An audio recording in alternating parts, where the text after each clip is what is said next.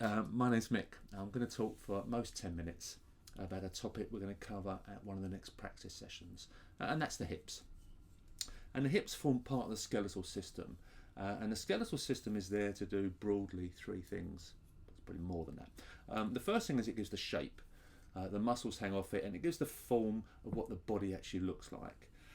The second thing is it protects a lot of the internal organs. If you look at the structures where the bones are, there's a lot of protection going on. And the third thing it does is a storage system for minerals, for fats, and for the blood production. So there's some critical things that it does. But the hip, there's slightly more that's going on. And the hip does three things. The first thing is it's the platform. It's where north meets south. It's where the upper part of the body meets with the lower part of the body. And it's very much a clear transition point. This sits upon this. So it provides a bedrock for the upper body to sit on. And in doing that, it has to be quite interesting, because although it's got to have stability to provide that bedrock, it also has a mechanism to give mobility. So it's an interesting dynamic. It's got to be stable, but it has to allow mobility. But then the other interesting thing is, separate to that, the hips provide the framework to allow the legs to walk, the legs to run. So it's a system that holds the legs in place but gives them mobility to allow propulsion. So in that sense, it's a very complex model. It's where north meets south. It provides the stable platform. It allows for rotation, but it also gives a mechanism to allow the legs to actually move and allow propulsion. And in that sense, this is where it's a very complex part of the body. And the hip is effectively like a large bowl. And what happens is that the spine comes down and sits at the back. And it meets with a part of the hip called the sacrum.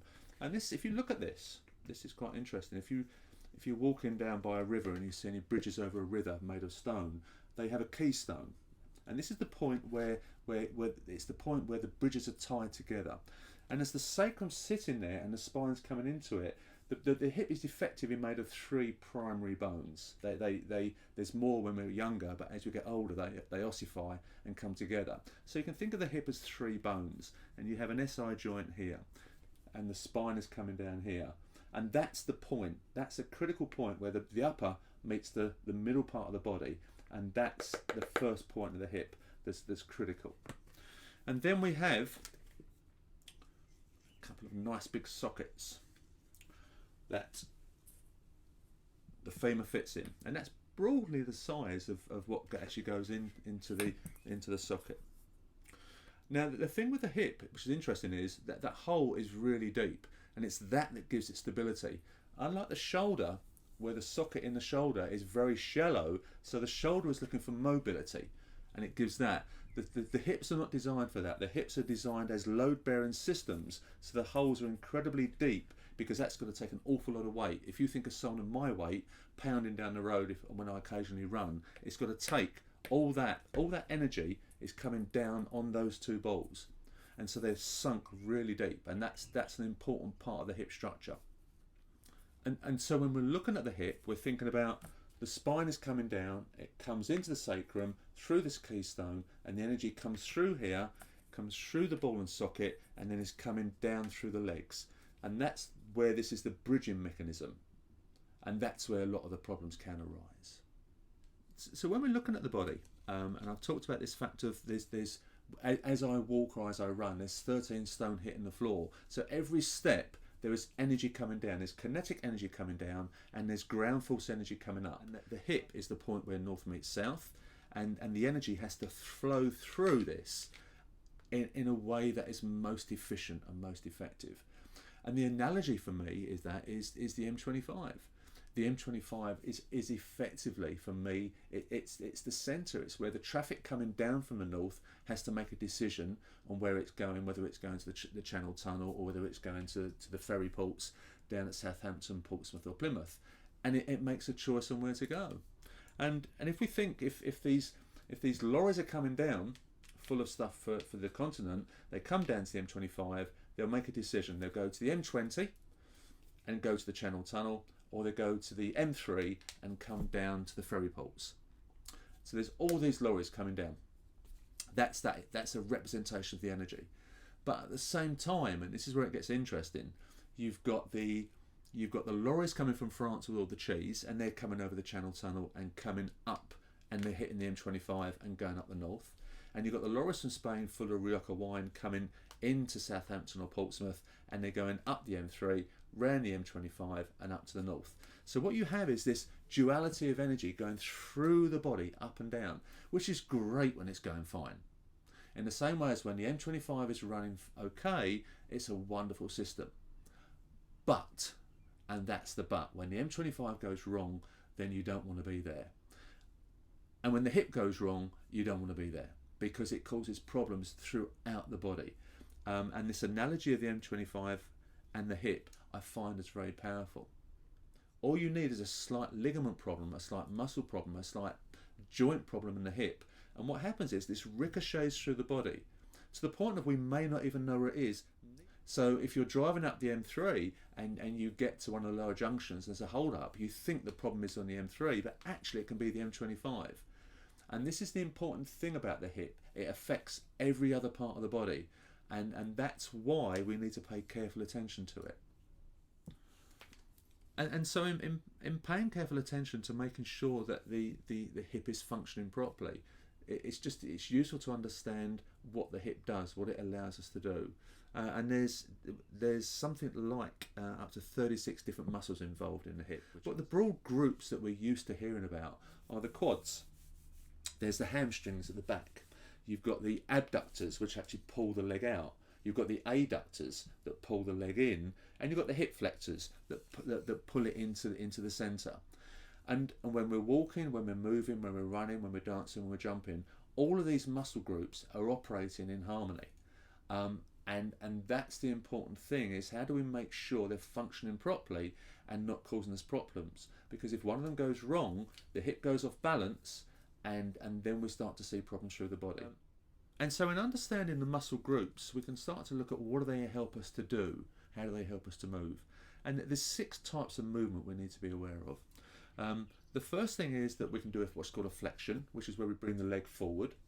And then the second thing is we can do what's called an extension, we're moving our leg back. We can do what's called an abduction, which is where we're putting the leg out to the side. We're doing an adduction, which is where we're putting the leg in towards the centre. We can do an external rotation and putting the leg out on internal rotation. And whether you're swimming, whether you're riding a bike, whether you're walking, whatever you're doing in life, everything will be a function of those 6 movements. And yoga is about understanding those 6 movements and making sure that they're working okay, and looking at ways we can help them perform better and to be more efficient. And so what does yoga do? And again, I'll go back to the analogy of the M25. If I'm going to go from here to Birmingham, the first thing I'll do is I'll look on Google Maps, I'll look on Waze, and that tells me where the problem areas are, so I can start to avoid them. And the most foundational thing about yoga is every time I do a yoga practice, I'm listening to my body. And it's a phrase we use all the time. You don't use your body to get into the pose, you use your pose to get into the body. The point of yoga, I don't think, is to fix things. I think the point of yoga is to understand. So if I'm doing locust, if I'm doing boat, if I'm doing warrior 1, warrior 2, I'm listening to my hips and saying, actually, there's a bit of pain there, there's an ache there, or that feels good. And it's that the act of doing a yoga practice helps me to listen to my body. If it fixes stuff, that's great, but I would never sell yoga as that. I think yoga is a way of listening to my hips, paying attention to them. And if I feel there's a weakness in them, I might do some cycling, I might need some swimming, I might need to go to the gym. If I feel there's a loss of mobility, I might need to do some yin yoga to open them up. I might start the morning by doing some warrior 1s, warrior 2s to open the hips up.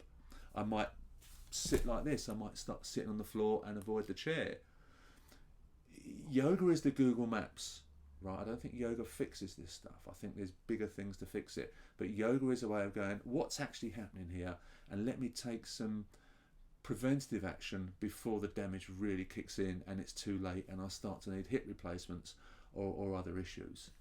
I think a very quick subject to touch upon is the relationship again between the hip and the spine and how that impacts us. And I think you would never ask the question, who do you know that has a sciatic nerve problem? It would be, who do you not know? Nearly 40%, up to 40% of the people in the country can have a sciatic nerve issue. I've had it, my wife has it, I know lots of people have had it, and it's an awful thing, and it's incredibly debilitating. And part of the idea of yoga and the hips is to start to understand that. I would never say that it can fix it, but I think you can start to understand how to release some of that tension in the hips. And one of the things to be aware of is that there is movement in the hips. We're going to have a thing called what's called a tilt, where the hip rolls forward and it locks into place. The hip can go back, and we can have a sideways hip. You sometimes see people stand on one side, so we can get that sideways lateral rotation. Now, when you get that forward tilt, and if someone is always in that position, that's going to be stretching this sciatic nerve over that base of that spine, which is going to cause a problem. Other people will have what's called a posterior tilt, where their hip is rolled back like that. That again is changing how the sciatic nerve is coming through, connecting to the spine and going through the hip. You do get some people who habitually, and I do this, will just angle on one hip. Or if you've got a mother's carrying a child for months and months and months on one hip, that's going to push the hip over to one side. And so if the hip isn't aligned, if this was full of water, we ideally don't want to spill the water. That's the point. And again, with yoga, the idea is to constantly be aware, where is my hip sitting? Is it rolling forward? Is it rolling back? Is it rolling to the side? And how do I get that alignment, that plumb line coming down? Because it has a significant impact on the nature of how effective our body is. And yoga is part of that process. Just to be aware. That's all it's trying to do, is to be aware of, how is my hip alignment at the moment. Yoga, we're trying to do two things, which is about create stability, so as to make sure that this platform is stable for the upper body to sit on, but mobility, so as the body can move around and there's mobility here and mobility in the legs. And stability and mobility comes from four things for me. Stability comes from strength, so there's sufficient muscle there to be able to do what I need to do, and stamina. I want to do what I need to do and keep on doing it.